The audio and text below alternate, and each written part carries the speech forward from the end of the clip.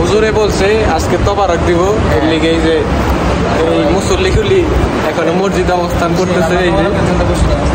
এই যে তবারক খাবো, কিন্তু আসলে এই তবারকটা আসলে দুনিয়ার সব থেকে বেস্ট একটা তবারক। মানে আপনি তো জীবনে জিলাপি খাইছেন, মিষ্টি খাইছেন, আমরা কি আগে জানি? আমরা যদি জানতাম যে আজকে তবারক দিব তাহলে আমি লওয়ার আগে হুজুরে কইছে আজকে তবারক দিব। হ্যাঁ, এই যে এই যে মানুষগুলো যে দাঁড়িয়ে আছে, তারা দাঁড়িয়ে আছে এক টুকরো জিলাপির জন্য। ঠিক আছে, দেখেন মসজিদের সামনে দাঁড়ায় আছে। জিলাপির আশায় অনেকক্ষণ ওয়েট করলাম। মসজিদে জিলাপি দেওয়ার কথা ছিল, কিন্তু আনফরচুনেটলি জিলাপি দিল না। দিবে হইতেছে আসরের নামাজের পর।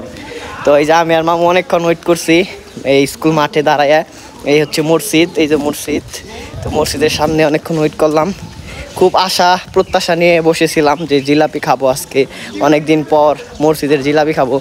তো আসলে কপাল খারাপ হইলে যা হয়, তো আমরা জিলাপি পেলাম না। যাই হোক, এই নিয়ে আমাদের ব্লগ থেকে বিদায় নিচ্ছি। তো সবাই ভালো থাকবেন, আর অবশ্যই ব্লগটায় লাইক কমেন্ট করে সাথে থাকবেন। ধন্যবাদ।